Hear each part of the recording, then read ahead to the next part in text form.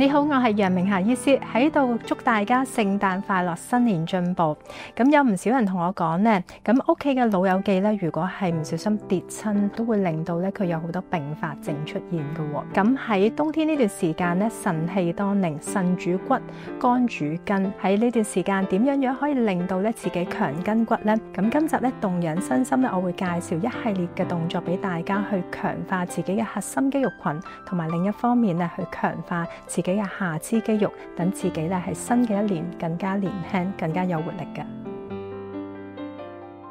肝主筋，腎主骨，咁如果要令到咧我哋下半身咧更加強化同埋更加年輕嘅話咧，首先就係要強化翻肝經同埋腎經。咁我平時朝頭早咧，除咗做運動之外咧，咁我通常咧一開始咧就會飲呢個固本培元茶嘅。固本培元茶咧其實可以係有養腎嘅作用啦，同時亦都可以強筋骨，改善翻嗰個肌肉嗰個氣血運行，同時亦都可以通經活絡。咁呢個固本培元茶咧係今次瑤池漢方慈善基金嘅義賣項目嚟嘅，因為新嘅一年啦，咁所以咧有好多朋友咧都同我講話，佢想送一個禮盒俾佢嘅至親，咁所以咧我今次準備咗呢個養生杯，咁同埋呢個固本培元茶嘅禮盒裝俾大家。呢個雙層玻璃杯咧，咁其實係瑤池漢方嘅養生杯嚟嘅，咁佢係特別嘅設計，可以幫助保溫。咁佢後面咧有我自己作嘅寒底同埋熱底咧對應嘅詩句，咁大家咧可以透過呢個詩句咧就知道咧自己係寒底定係熱底噶啦。朝頭早嘅時候用呢個雙層玻璃杯咁沖焗大概係30分鐘，咁就可以飲得噶啦。咁呢個養生杯同埋呢個固本培元茶嘅禮盒裝咧係今次瑤池漢方慈善基金嘅義賣項目嚟嘅，希望大家多多支持啦。第一個動作，右腳好似我咁樣屈曲放喺左腳嘅旁邊，雙手舉起喺心口前面按掌，然後右手往右側伸直，左手抬高托掌，頭微微咁樣抬高，保持大概5至10秒鐘，記得保持呼吸均勻喎。然後再用同樣嘅方法喺另外一隻腳嗰度做呢個動作，可以鍛煉肌肉嘅穩定性，同時強化下肢肌肉嘅。第二個動作，雙腳與肩同寬，雙手撐腰，腳踭離地，用腳尖企穩，維持動作大概10至20秒鐘，再將腳踭慢慢放喺地面上面。如是者重複3至4次，記得保持呼吸均勻喎。呢個動作可以加強我哋嘅肢體平衡力，同時提高肌力，有效咁樣預防跌親嘅。第三個動作，右手扶喺右側嘅欄杆，上身趴前，左腳後伸，左手向左側打開伸直。呢個動作可以鍛煉肌肉嘅協調性，同時強化下肢肌肉嘅。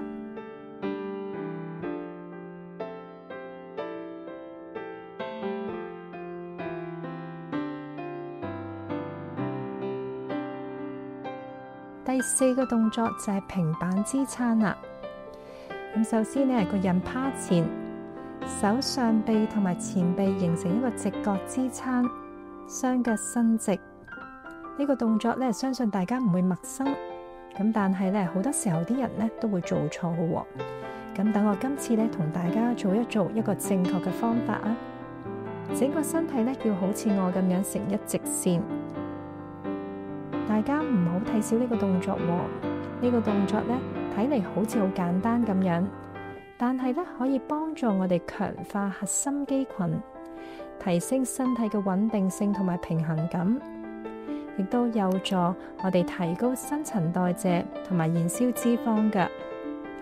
大家可以好似我咁樣用1分鐘嚟到做目標，每日做15秒鐘，再每個星期加15秒鐘，持之以恆，對身體嘅肌力咧會有好大嘅幫助㗎。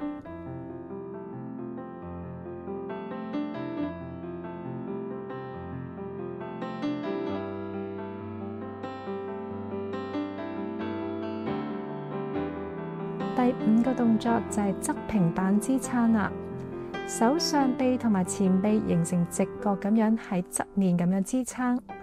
好似我咁樣雙腳伸直。呢個動作咧可以強化側面嘅核心肌群，亦都可以幫助身體嘅穩定性，同時有效咁樣緊致腰部嘅線條，令到我哋更加 firm 噶。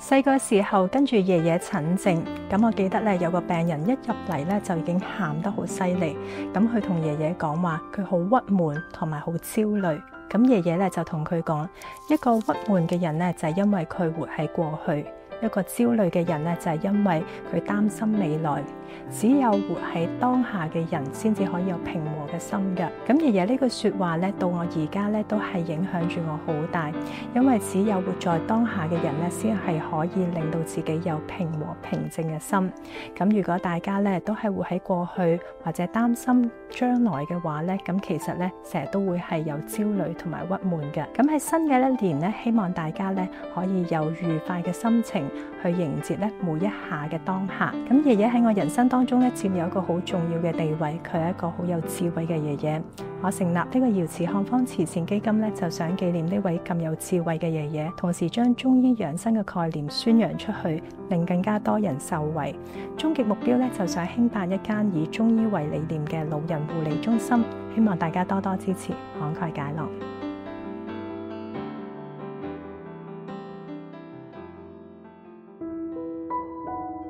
多謝大家收睇瑤池漢方慈善基金動養身心呢個節目，希望大家多多支持、訂閱並且撳鐘仔啦。咁如果大家咧想知道更加多健康資訊嘅話咧，都可以 follow 翻我嘅 Instagram， 或者如果大家有咩問題嘅話咧，都可以 inbox 翻楊明霞醫師呢個 Facebook 專頁，我會盡快答覆大家嘅。